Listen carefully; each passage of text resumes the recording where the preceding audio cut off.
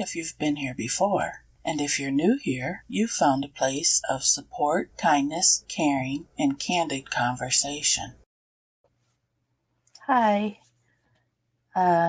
Sorry I'm a minute late. Of course, as soon as I got ready to start, I went to move my monitor and it came unplugged. I went into panic, of course. But we're here. And as the opening said, welcome. And I was a little more nervous than I thought this morning. So that doesn't matter. We're here. We're doing it. And today's topic, let's see.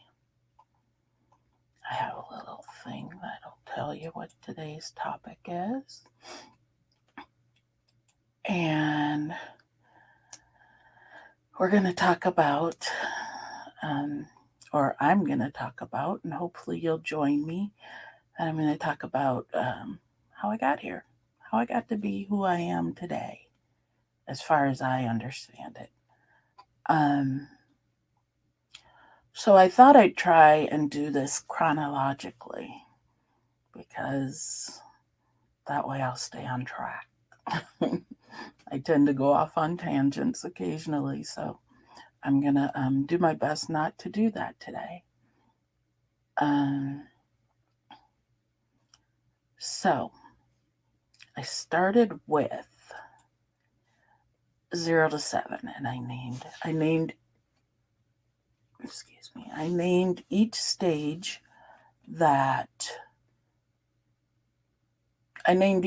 according to how I think it was represented.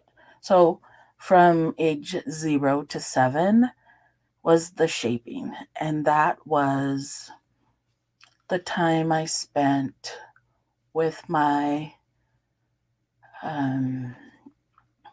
birth mother, my biological mother. And it seems that it has been the most tenacious part of my being. The things I learned within that age range seem to be really deep in me. My mother was kind and caring, and I used to label her as a hippie because I think she was all of that. And but she just loved to explore and try new things and wasn't worried about fitting in, really, at least externally. That's the part I saw, that she just flowed, and she loved life, and she loved finding out new things and being. And I think that kind of encompasses who I am, or who I want to be, or thrive to be, just based on that being given to me. And then from age 7 to 10 was what I named the undoing, because my mother died when I was 7. Well, actually, I was 6, but 2 weeks from being 7. So I always say 7. And that just, as you can imagine, for any child, it just shook my whole world. It was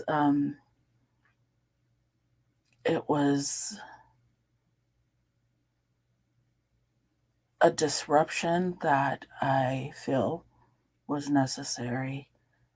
I don't understand why, but the only answer I have to why is so I could be who I am today.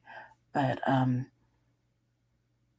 a lot of things happened within those 3 years that took away my believing what I had learned previously. That it just was an undoing. It just took it away, and I actually forgot it for several years. And so that happened, and I'm going to cut now to some comments and see if I can do this without raising my head up too high. All right. Hi, Z. This is for real, my friend. Great. I'm glad you're having a good time. Let's see. Hi, Josh. I'm glad you could make it. Hello, Todd, Mr. Christmas Clatter. Oh, this is so exciting. Oh, I didn't need to show that one, I guess. And just hit record. I don't know your name, but I'm glad you're here. Hi.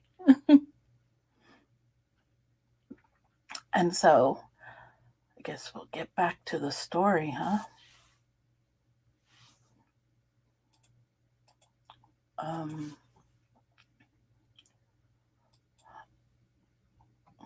I know I don't have to keep saying this because the title says it. It's live stream number 2.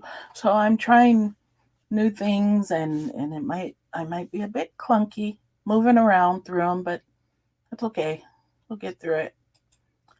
The next part, as I remember it, was between the ages of 10 and 16.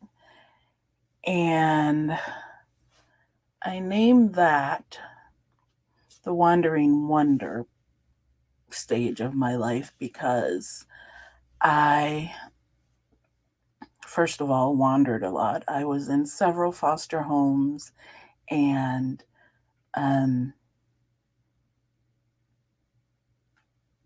I'm sorry to say none of them were wonderful. Well, one of them was. But the rest made me wonder, and that's where the wonder part came from. I wondered about my value and my self-worth, and if I had those things, because no one who in whose care I was put displayed or let it be known that those things existed. So I moved around a lot, and with every move, it seemed that my belief in love and kindness and my own self-worth were depleted. And so that happened. And then from age 16 to 24, I became sure of everything because that's just who I am, a bit of a know-it-all. And at the same time, I was very scared, and so that backed up my sureness.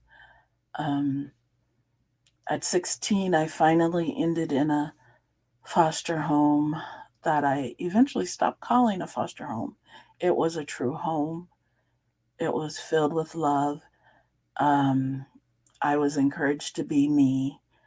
It actually renewed my faith in the fact that there are kind and caring people in the world. And so I call it my lifesaver year. That saved me completely, just being put into that place. And then going into early adulthood, I don't even know how to describe that. It was typical, I think. I don't know. I had fun. I knew what I wanted to achieve in life, which wasn't much. Still, at that time, I thought money was the answer to all the problems. So I just set my compass for money, which equaled success, which equaled happiness based on what I had learned up until that point. And so, yeah, I did that. And then The next part, 24 to 30, my contemplative stage. That was when I started to question everything I knew for sure in the prior stage. I didn't see that the happiness was coming. I didn't even see the happiness way in the distant future, looking ahead. I was like, how is that going to work? And I started to question the things that I was thriving for. And so that led to the next stage, which was moving. And I'll get back to that after I check some comments. Let's see. Okay, I'm trying. And then you met me. And I stuck to you like glue. It became my second home too. And that was when I met Z, as I call her, at age 16. And we have been together since then. And to the end, I hope. Back to the story. 30 to 47, moving in deeper. And at first, when I started thinking this through and naming the stages, and the only way I could do it and not ramble was to do it chronologically, I thought, I don't want to share my age. And you really don't have to be a mathematician to figure it all out. But then I realized, hell, I'm just me. And no matter what number you put on me, I'm just me, so it doesn't matter as much as I could make it matter. So anyway, back to the story. 30 to 47. Moving in deeper. And I named that moving in deeper because that's exactly what I think happened. I moved from Minnesota to California, and I learned to isolate because I had no choice. I moved without family or friends or knowing anyone, and went through quite a bit to be here. It was fun because I was young enough to consider that fun. And it was trying. There were several instances or occurrences that really got me down and made me contemplate giving up. And then on the heels of those, there was always something to remind me or to assure me that I was where I was supposed to be and it was okay. And then at the culmination, the end of that stage is when I became sober. So 30 to 47 also included an increase in drinking, and that's very easy when you're isolated. And then I learned to add people into that so they could protect me and assist me in my drinking. And then at 47, I became sober. And there's one more stage. And before we get to that, I'm going to check comments again. Let's see what I've missed. Hi, Veronica. I'm glad you could be here. And let's see. And my friend Z. She she's we started out at the same age, but now she's just 33. So we'll let her have that. Okay, back to the story. The final chapter is what I'll call it. And it is sobriety to now. And how I am ever emerging in awareness and acceptance. And that's a very broad window right there because it includes clarity, um, the awareness leads to seeing things in the clarity, and the accepting leads to being happy regardless of what I see. Most of the time, I'm not always as happy as I'd like to be, but that is always the goal. And not even happy, I'd say joyful. Um, Joyful, to me, the difference is happiness is from external and joy is from internal. And um, when I start to rely on externals to make me feel good, that's where I'm looking for happy. And if they don't make me feel good, then I don't get to be happy. But when I look inside to find things that bring me joy, they only I can affect them. Only I can make it part of the story or not. The external won't affect that. And so I tend to strive for joy more than happy. And I have to say I've been pretty successful. I enjoying my life. I have friends. I've found a community that supports me in this, what I would before have called crazy endeavor to affect others and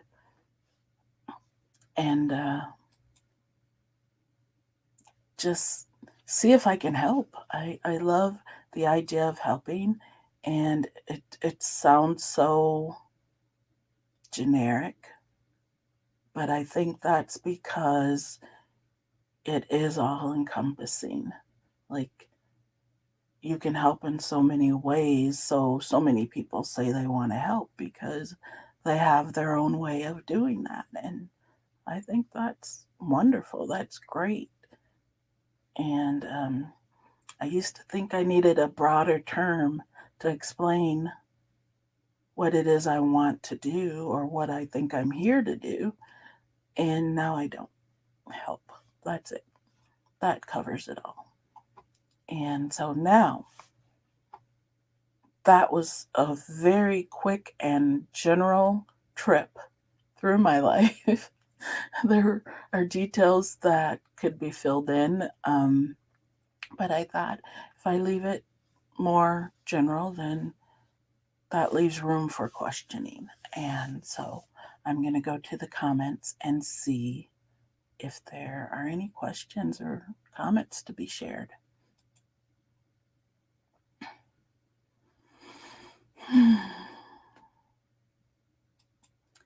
Thank you, Veronica. I love sharing my story. I I I tend to um,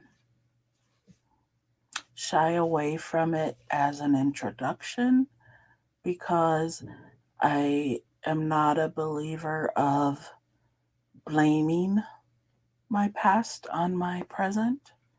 Um, I think it's more productive for me to call my past my lessons because that's what they've turned out to be for me, and never an excuse to harm or be unkind or act in a way that isn't comfortable for me. And so thank you for wanting to hear that. I like to share it, I think. I don't know. I'll keep sharing it as long as people respond and want to hear it, though. So,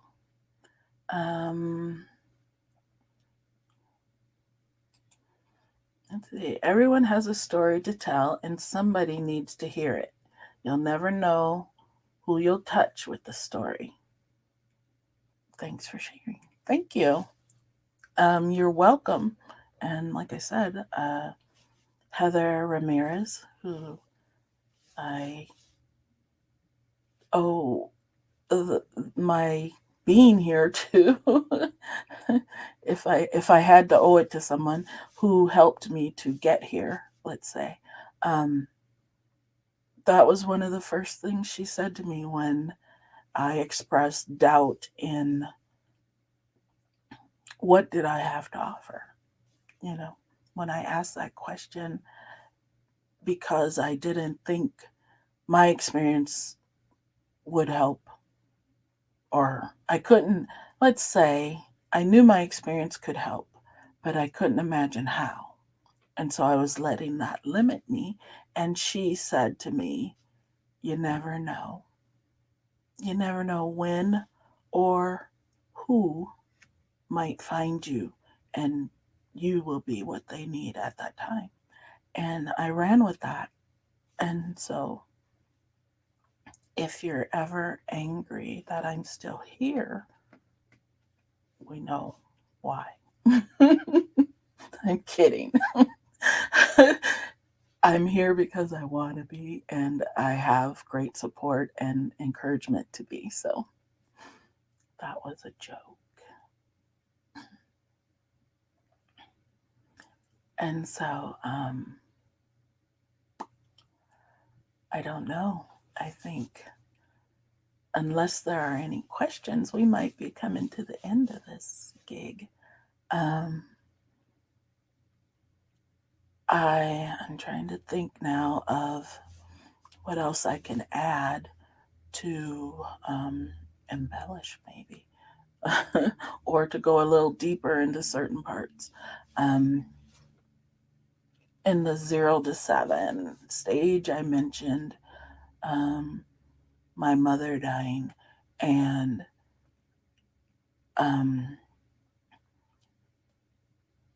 that used to be the beginning of my story. I used to think that defined me, and there was a lot of bitterness and a lot of fear through the early years of my life after that, trying to navigate without a mother, and with all the anger. I was very, very angry. I just all I remember saying over and over to myself was how unfair it was. And today, I don't really have a fair or unfair scale. I have a trust scale. Like, I trust that what happens is supposed to happen, and a lesson is in there possibly to learn now or to learn later. But fair, I think fair and unfair is based on like and dislike. So if you like it, it's fair, and if you don't like it, it's unfair. And so, yeah, I don't go to those very often. Sometimes I slip back, but I remind myself. Let's see.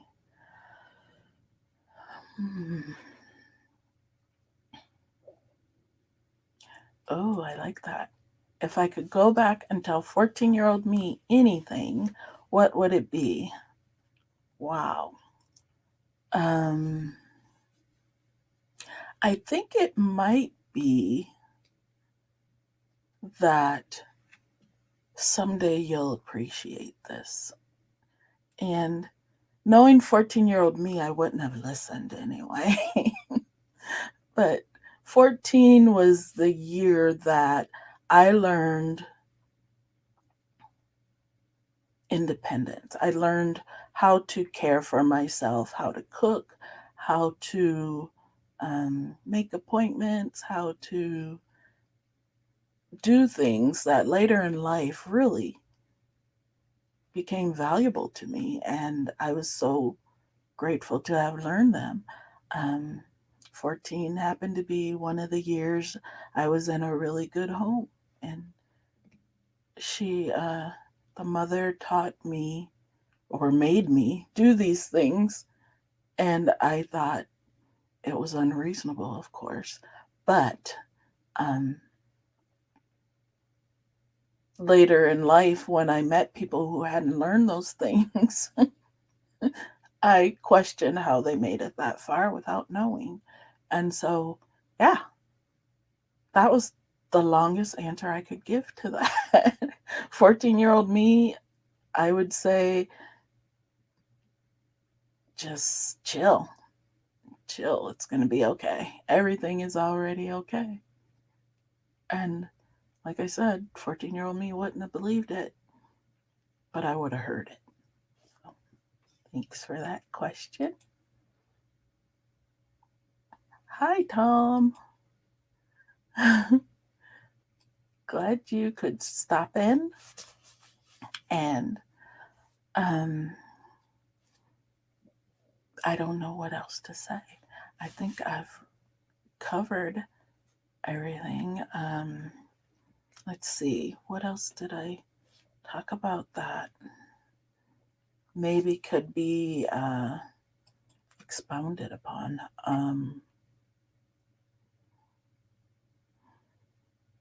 I could tell you about the moving part when I decided to move to California.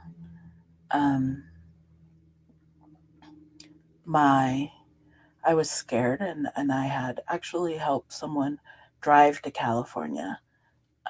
Someone I thought was a friend who ended up not being a friend, but I helped them drive to California because they were moving back to California. And that was my first time in California. And for about 5 years, from say 25 to 30, I had been looking for a place to move. I wanted to leave Minnesota. I wanted to leave it. And I don't know why, but I just was considering all the 50 states. And then I came to California. And it was so comfortable for me. It felt like home right away. And I stayed for, I think, 2 weeks. And then I went home and I told my mother, my foster mother, who was my mother at the time and for many, many years, I told her that I wanted to move to California, but I was afraid. And she said to me something that I love repeating every chance I get to tell this story. She said, "Well, why don't you go?" And I said, "Because what if it doesn't work? What if, I can't make it?" And she goes, "Well, you can always come home." And when she said that, it was like someone had released a chain and attached helium balloons that lifted me up. And I just felt like, well, I can always come home. I can't do wrong then. I can't fail and not have anywhere to go. And I think that was my fear. And so I came here to California, and I think I'm on my 27th year now here. So it became home, and I have been ever so grateful for that phrase, that sentence she gave me, that you can always come home. And so that's a little more in depth there. Um,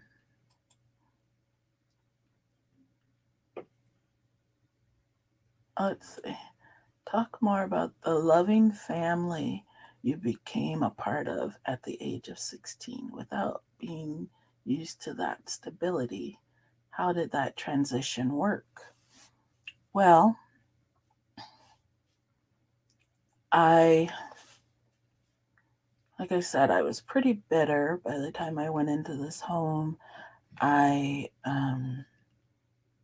had been in several homes and didn't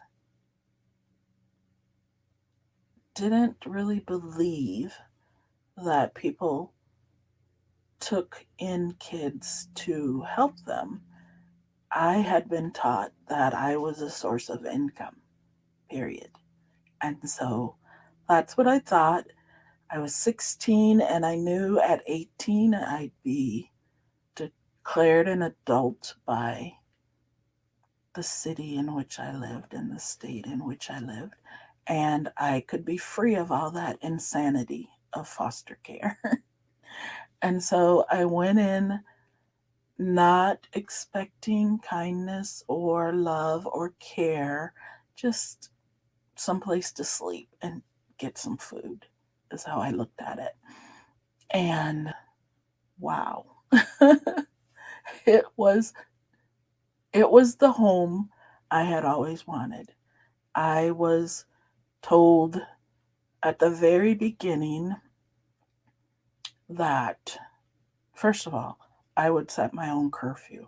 Who ever heard of that for a 16-year-old? Do they still do curfews? I don't know. But anyway, I wasn't, I didn't know many people, so I didn't see that a curfew was even necessary. Um, but that was new to me. So that showed me a bit of trust. And I thought, wow, that's crazy.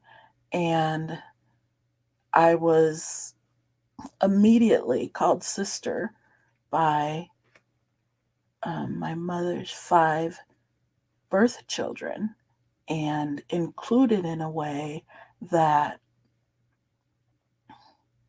made me feel like part of the family. I mean, I wasn't there just to keep the house clean. I wasn't there for the income. I was just there to have a safe place, and that was absolutely not believable for me, but it changed my world again. It was everything I needed, and um, they're still my family. They're still my family. Our mother has passed on, but my siblings from that family are in contact, and I feel their love all the time. So that's how that happened. oh, oh, Sandra, you made it. Yay.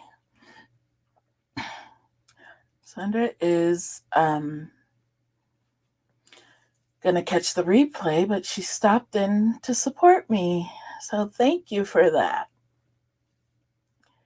And yeah, that always come home was very, I still tell myself that when I'm afraid of messing up or um, going to a point where there's no return.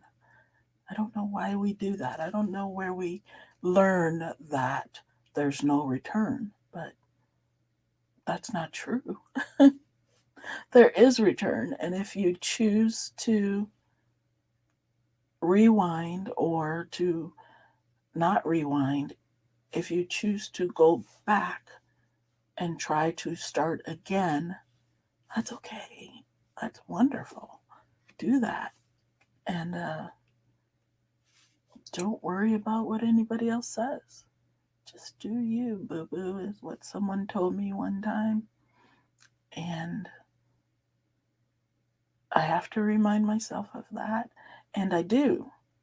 It's okay to be me, even if the me I am being doesn't fit into anyone else's idea of the me they want to see.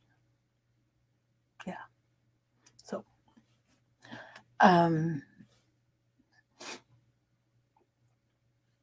there's my,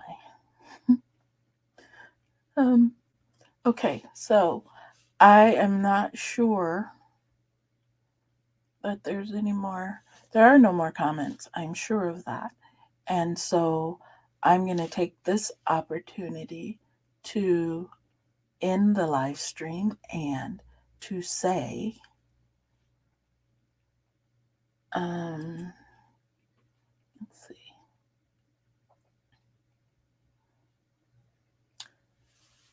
Thank you for being here, and I appreciate it. And always remember, everything is already okay. One step at a time, and you'll get there. And I'll see you next week. Thanks. Bye bye.